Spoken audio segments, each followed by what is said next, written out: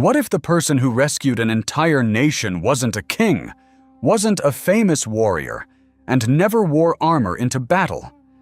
Imagine living every day knowing that your enemy could crush you without warning. Villages lived in fear. Roads became deserted. Families whispered instead of celebrated.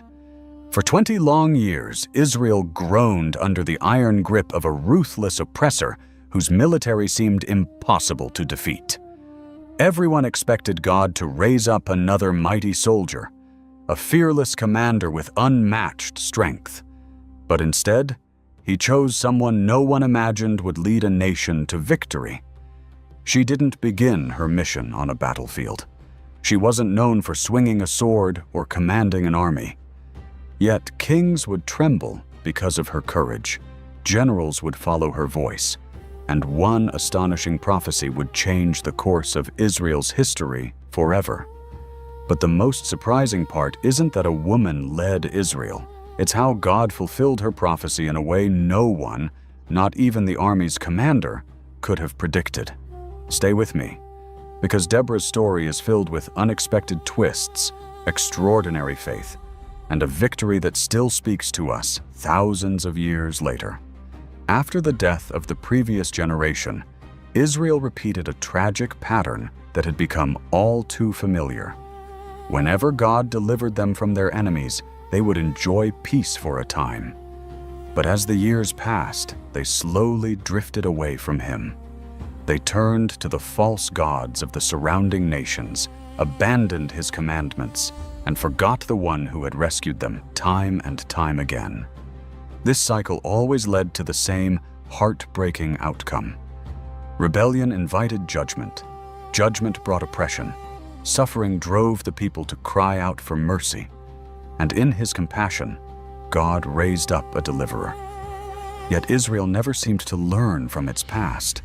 This time, their enemy was more intimidating than ever. God allowed Jabin, the powerful king of Canaan, to dominate Israel. From his fortified city, he ruled through fear, but his greatest weapon wasn't the king himself. It was his military commander, Sisera. Sisera was unlike any opponent Israel had faced. He commanded 900 iron chariots, the ancient world's equivalent of unstoppable war machines. Against them, Israel's foot soldiers stood little chance. Every battle seemed decided before it even began. The thunder of those chariot wheels alone was enough to strike terror into entire villages. For 20 long years, God's people lived under relentless oppression. Families suffered in silence. Travelers feared leaving their homes. Hope grew dimmer with each passing season. It seemed as though Israel had reached a point where freedom was nothing more than a distant memory. Then, at last, the people cried out to the Lord. But here's the question that no one could answer. Who could possibly stand against an army that seemed impossible to defeat? At a time when fear ruled the land and many leaders remained silent, God had already prepared the person who would change Israel's future. Her name was Deborah. Unlike the kings and military commanders of her day, Deborah did not lead from a palace or a battlefield. She sat beneath a palm tree in the hill country of Ephraim, a place that became so closely associated with her that it was known as the Palm of Deborah. People from every corner of Israel made the journey there, not because they were forced to, but because they trusted her judgment. Imagine the scene. Men and women, elders and young people, all waiting patiently beneath the shade of that palm, bringing their disputes, seeking justice, and asking for guidance. Deborah listened carefully, weighed every matter with wisdom, and delivered decisions rooted in God's truth. In a nation filled with confusion, she became a beacon of clarity. But Deborah was far more than a respected judge. The Bible also calls her a prophetess, a woman through whom God revealed His will. She didn't speak her own opinions or chase popularity. When Deborah spoke, she carried a message from the Lord Himself. That gave her authority no earthly title could ever provide. What made her leadership even more remarkable was the culture in which she lived. In an age when military power and political influence were almost entirely in the hands of men, Deborah stood as Israel's highest leader. Her position wasn't the result of ambition, inheritance, or political maneuvering. She wasn't seeking power for herself. She was there because God had chosen her. While others measured leaders by physical strength, God looked at faithfulness. While society admired warriors with swords, God raised up a woman whose greatest weapon was unwavering obedience to his voice. And soon, that quiet place beneath a palm tree would become the starting point of one of the most extraordinary victories in Israel's history. Because God was about to give Deborah a mission that would test not only her faith, but the courage of an entire nation. One day, Deborah sent for a military commander named Barak. When he arrived, she didn't offer advice. She delivered God's command. "The Lord, the God of Israel, commands you, gather 10,000 men from the tribes of Naphtali and Zebulun and lead them to Mount Tabor. God himself will draw Sisera and his mighty army to the Kishon River, and he will give you the victory." It was an incredible promise. Israel didn't need a larger army or stronger weapons. They simply needed to trust God's word. But Barak's response was completely unexpected. Instead of marching into battle with confidence, he said, "If you go with me, I will go. But if you don't go with me, I won't." Why would an experienced commander hesitate when God had already promised victory? The answer would reveal one of the most powerful lessons in Deborah's story. Barak refused to lead the army without Deborah by his side. He trusted that God's presence was with her, and he wasn't willing to face Sisera alone. Deborah agreed to go, but she made a surprising declaration. "I will certainly go with you. However, because of the course you are taking, the honor will not be yours, for the Lord will deliver Sisera into the hands of a woman." Those words must have left everyone stunned. Naturally, people assumed Deborah was speaking about herself. After all, she was the leader, the prophet, and now she would be present on the battlefield. But God had a far greater surprise waiting, one that no one could have imagined. Barak gathered his 10,000 men and marched to Mount Tabor. As expected, Sisera responded by bringing all 900 of his iron chariots to the Kishon River, confident that victory was already his. At that moment, Deborah turned to Barak and said, "Go! This is the day the Lord has given Sisera into your hands. Has not the Lord gone ahead of you?" Barak charged down the mountain, and then something extraordinary happened. God intervened. A sudden storm turned the battlefield into mud, trapping Sisera's powerful iron chariots and leaving his army in chaos. The once invincible Canaanite forces collapsed before Israel. Soldiers fled in every direction, and Barak pursued them until the enemy was completely defeated. But Sisera escaped.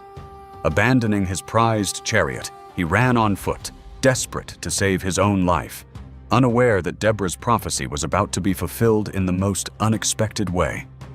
Exhausted and terrified, Sisera fled until he came to the tent of a woman named Jael, the wife of Heber the Kenite.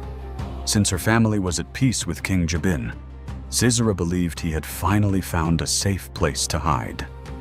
Jael welcomed him in, covered him with a blanket, and gave him milk when he asked for water.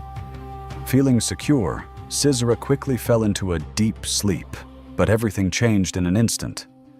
While he slept, Jael quietly took a tent peg and a hammer. With remarkable courage, she struck the tent peg through Sisera's temple, ending the life of Israel's greatest enemy. Moments later, Barak arrived in pursuit.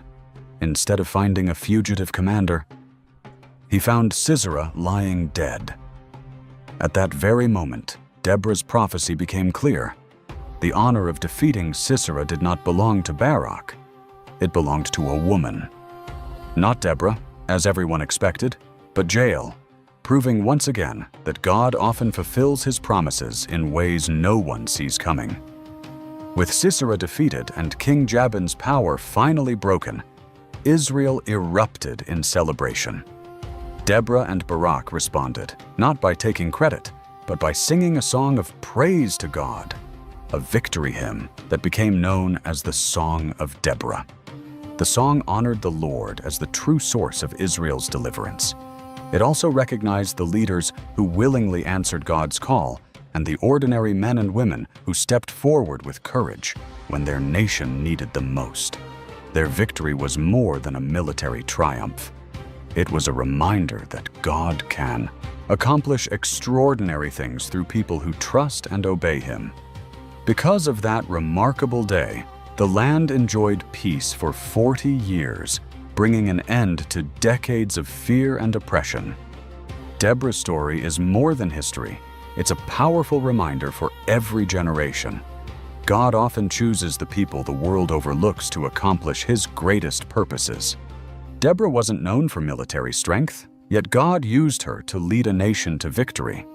Her life also teaches us that courage begins with obedience. She didn't wait for perfect circumstances. She trusted God's voice and acted on His command. Faith is never passive. Barak had to march, the soldiers had to fight, and Jael had to step forward at the decisive moment. God's promises called for action. Most importantly, true leadership always points people back to God. Deborah never sought glory for herself. She made sure all the honor belonged to the Lord. Sometimes, one person's willingness to say yes to God is enough to change the course of history. Imagine for a moment if Deborah had ignored God's calling. If she had stayed silent, Israel's suffering might have continued, and an entire nation could have remained under oppression. Her willingness to obey changed the course of history. The same God who called Deborah still calls ordinary people to do extraordinary things. The question is not whether God can use someone like you. It's whether you'll be willing to answer His call. So here's something to think about. When God asks you to step forward, will you hesitate like Barak? Or trust Him like Deborah? If Deborah's story has inspired you, let it be more than just another Bible story. Let it remind you that one act of faith, one moment of obedience, and one courageous decision can leave an impact far greater than you ever imagined. Thank you for watching, and may Deborah's unwavering faith inspire you to trust God, no matter how impossible the challenge may seem.